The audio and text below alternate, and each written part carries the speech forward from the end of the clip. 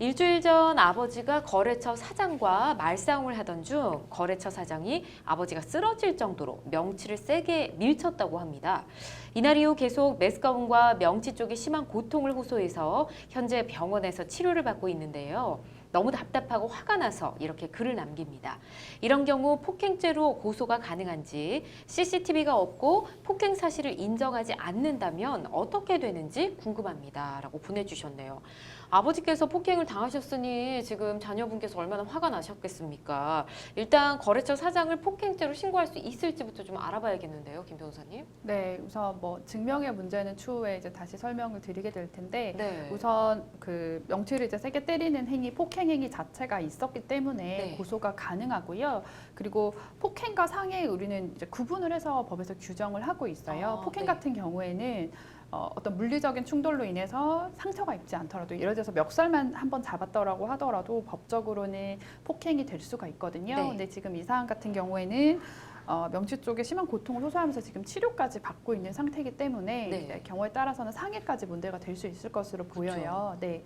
그래서 상해죄로 고소하시는 것도 방법일 수 있을 것 같고 어쨌든 폭행이 됐든 상해가 됐든 수사기관에 고소를 하셔가지고 형사 절차를 진행하실 수는 있을 것 같습니다. 그렇군요. 네. 일단 고소는 가능한데 자 이제 입증이 좀 힘들지 않을까 예상을 해봅니다. 상담자님도 질문을 주셨어요. CCTV도 없고 가해자도 폭행 사실을 인정하지 않는다. 그렇게 될 경우는 어떨까요? 라고 질문 주셨는데 폭행담한 부분은 어떻게 입증을 하면 좋을까요?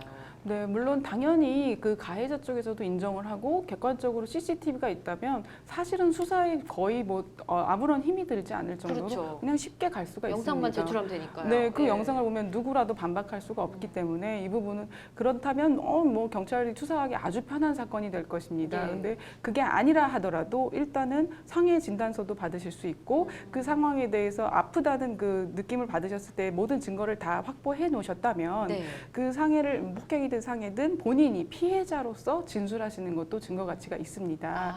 그런데 피해자 진술의 증거 가치가 높아지려면 네. 그 진술이 매우 구체적이고 소상하게 경위가 자세해야 되고 아. 또 일관성이 있어야 됩니다. 네. 그리고 경험칙이나 논리에서도 이 사람 하는 말에 어떠한 모순점이 없다 이런 생각이 들 정도로 설득이 되어야 하고 예. 그럼에도 불구하고 가해자가 전혀 나는 뭐 옷깃도 스친 적이 없다 이러면 실무적으로는 사법경찰관이 이제 대질 신문을 하게 됩니다.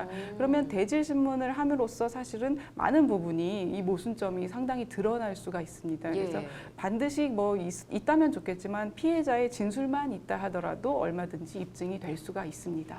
피해자의 진술, 그러니까 아버님께서 진술을 좀 구체적으로 해주시면 네. 그래도 입증이 될 수 있다는 말씀이신 거죠. 네. 네. 아버님과 이 부분을 좀 상세하게 이야기 나누시는 게 좋겠고요. 만약에 CCTV가 현장에 있었는데 고의로 뭐 그 부분만 삭제를 한다든지 없앤다든지 뭐 지운다 뭐 이럴 수도 있지 않습니까? 네. 이게 만약에 밝혀진다면 또 어떤 처벌을 받게 될까요?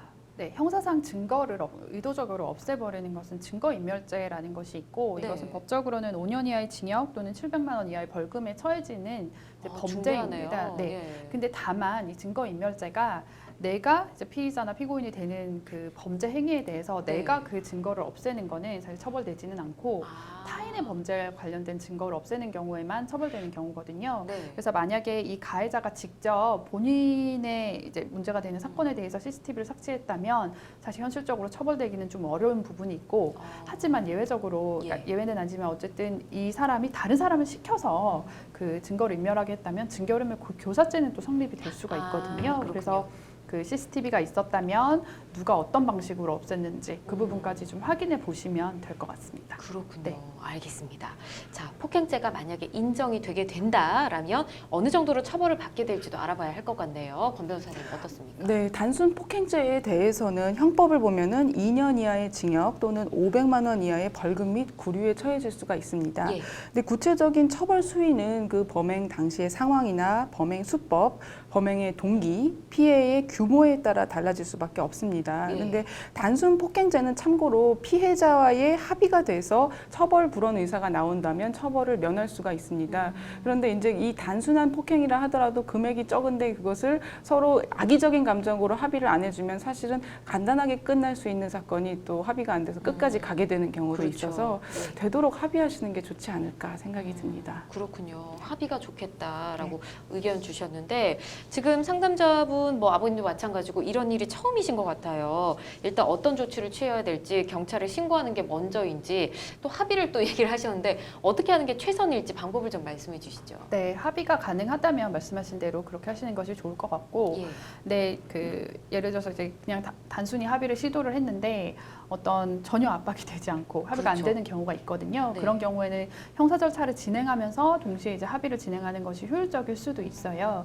근데 만약에 객관적인 증거가 하나도 없는 상태이다라면 아까 권 변호사님 말씀하신 것처럼 결국 당사자 진술의 일관성이 제일 중요한 부분이 됩니다. 예. 근데 특히 이렇게 초기에 수사를 할 때 뭐 네. 그 고소인 진술을 하거나 이런 진술을 할 때에 좀 구체적으로 진술을 하시는 것이 좋으세요. 사실 당황을 하게 되면 첫 조사를 받을 때는 기억나지 않던 맞아요. 부분이 혹은 그럴 수 잘못 있죠. 기억나던 부분이 나중에 조사를 받으면서 계속 추가되거나 수정될 수는 있어요. 예. 그게 뭐 정말 거짓말을 하려고 하는 것이 아니라 사람이 처음엔 당황해서 제대로 못하다가 나중에 그렇게 되는 경우들이 있는데 결국 진술만 증거로 있을 때는 네. 자꾸만 수정되고 추가되는 부분들 자체가 진술의 일관성에 대해서 의심받을 수 있는 상황이 될 수 그렇군요. 있거든요. 네, 그렇기 때문에 그 처음에 고소장을 작성을 하고 진술을 하실 때 최대한 좀 구체적으로 좀 완결된 형태로 진행을 하시는 것이 안전할 것 같습니다. 네. 지금 다른 증거들이 없다면 지금 아버님의 진술만이 유일하니까 아주 꼼꼼하게 초반에 잘 작성하실 수 있도록 도와주는 게 좋을 것 같습니다.